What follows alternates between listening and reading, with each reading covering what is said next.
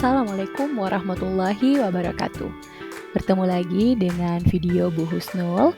Pada video kali ini kita akan membahas materi informatika fase F kelas 11, yaitu tentang algoritma dan pemrograman.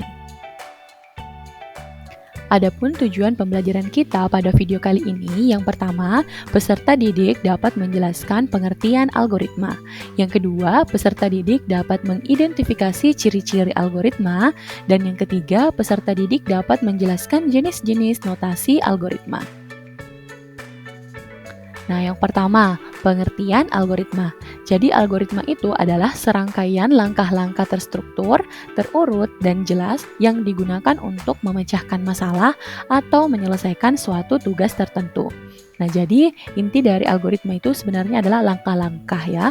Jadi, ketika ada langkah-langkah yang terstruktur untuk menyelesaikan suatu masalah, nah atau menggambarkan kejadian tertentu, itu merupakan suatu algoritma. Selanjutnya, ciri-ciri algoritma. Jadi yang pertama itu adalah ada input, yaitu permasalahan yang dihadapi dan yang akan dicari solusinya. Yang kedua, ada proses, yaitu langkah-langkah yang harus dilakukan untuk mencapai tujuan akhir. Dan yang ketiga, ada output, yaitu solusi atau tampilan akhir yang didapatkan dari suatu algoritma. Dan yang keempat, ada instruksi-instruksi yang jelas dan tidak ambigu sehingga tidak terjadi kesalahan dalam mengeluarkan output. Dan yang kelima, adanya tujuan akhir yang dicapai, yaitu akhir dari program, di mana program akan berhenti ketika tujuan akhir telah tercapai. Nah, jadi ciri-ciri algoritma di sini ada 5 ya. Nah, adapun algoritma itu dimulai dari adanya input, lalu ada proses, dan pada akhirnya akan ada output. Dan instruksi-instruksinya itu harus jelas serta tidak ambigu dan nanti pada akhirnya akan mencapai tujuan akhir.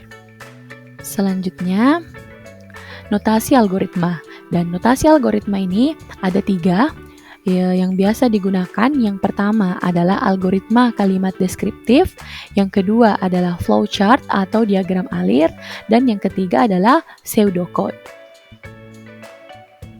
Yang pertama, algoritma kalimat deskriptif. Jenis algoritma yang menggunakan bahasa alami atau deskriptif untuk menjelaskan langkah-langkah penyelesaian masalah. Jadi untuk algoritma kalimat deskriptif ini, kita menuliskan langkah-langkah sesuai dengan bahasa kita sendiri. Misalnya kita mau menggunakan bahasa Indonesia ataupun bahasa Inggris. Contohnya, misalnya algoritma berangkat ke sekolah. Nah, langkah-langkahnya itu misalnya yang pertama bangun tidur, lalu mandi, sarapan, lalu pergi menuju ke sekolah. Mungkin di sini mungkin ada 2 kemungkinan, bisa menuju ke sekolahnya dengan naik angkot atau ojek maupun dengan naik kendaraan pribadi. Dan yang terakhir yaitu sampai ke sekolah. Jadi di sini ada algoritma mulai dari bangun tidur sampai di sini sampai ke sekolah. Nah, ini merupakan contoh algoritma dengan menggunakan kalimat deskriptif. Selanjutnya dengan menggunakan flowchart atau diagram alir. Jadi flowchart atau diagram alir adalah sebuah jenis diagram yang mewakili algoritma, alir kerja, atau proses yang menampilkan langkah-langkah dalam bentuk simbol-simbol grafis dan urutannya dihubungkan dengan panah. Nah, jadi di sini ada simbol-simbol grafis, ada tanda panah, persegi panjang, belah ketupat, maupun jajaran genjang. Nah, flowchart membantu dalam memvisualisasikan dengan jelas alur ekspektasi algoritma secara langkah demi langkah. Nah, adapun simbol-simbol flowchart, nah yang pertama simbol tanda panah. Nah, ini merupakan garis alir. Ini menunjukkan aliran program dari awal hingga akhir. Terminator. Ini merupakan titik awal ataupun titik akhir suatu program. Jadi nanti ketika kita ingin memulai suatu program, diberikan simbol terminator ini, dan di akhir pun juga ketika selesai diberikan juga simbol seperti ini. Selanjutnya ada simbol proses yang berbentuk persegi panjang. Simbol keputusan berbentuk belah ketupat, ini ketika misalnya ada lebih dari satu kemungkinan yang mau dilakukan. Selanjutnya ada berbentuk jajaran genjang. Ini merupakan masukan atau input maupun keluaran atau output. Ini melambangkan titik saat program akan menerima suatu data atau menghasilkan suatu informasi. Selanjutnya ada subprogram, lalu ada penghubung yang berbentuk lingkaran, dan ada juga penghubung antar halaman. Ini digunakan untuk menghubungkan suatu titik pada diagram alir ke titik lain pada halaman yang berbeda. Jadi ini digunakan apabila diagram alirnya itu cukup kompleks sehingga tidak bisa digambarkan dalam satu halaman. Jadi kita menggunakan penghubung yang berbentuk seperti ini. Nah, contoh flowchart. Misalnya tadi algoritma berangkat ke sekolah. Kita memulai dengan terminator yang berbentuk seperti ini dengan mulai, lanjut tanda panah, lalu ada bentuk jajaran genjang. Jajaran genjang yang merupakan input yang pertama atau langkah pertama yaitu saat bangun tidur. Lalu tanda panah, selanjutnya ada mandi yang merupakan proses. Selanjutnya ada tanda panah lalu berbentuk persegi panjang lagi yaitu sarapan karena ini juga merupakan proses. Selanjutnya ada berbentuk jajaran genjang yaitu pergi menuju sekolah. Kita berbentuk bola ketupat karena di sini untuk pergi menuju sekolah ini ada dua kemungkinan. Ada bisa menggunakan naik angkot atau ojek maupun dengan menggunakan kendaraan pribadi. Jadi di sini ada dua tanda panahnya. Apakah dengan naik angkot ataupun kendaraan pribadi. Selanjutnya yaitu berbentuk jajaran genjang sampai ke sekolah. Nah, karena ini merupakan output.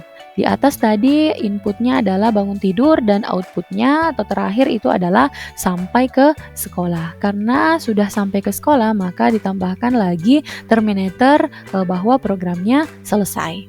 Nah, seperti ini adalah contoh flowchart atau diagram alir. Selanjutnya notasi algoritma yang ketiga yaitu pseudocode atau kode semu. Pseudocode adalah sebuah cara penulisan program yang informal dan dapat dibuat dengan kaidah yang ditentukan sendiri. Nah, dengan kata lain, pseudocode merupakan urutan logika yang bertujuan untuk dipahami manusia dengan mudah.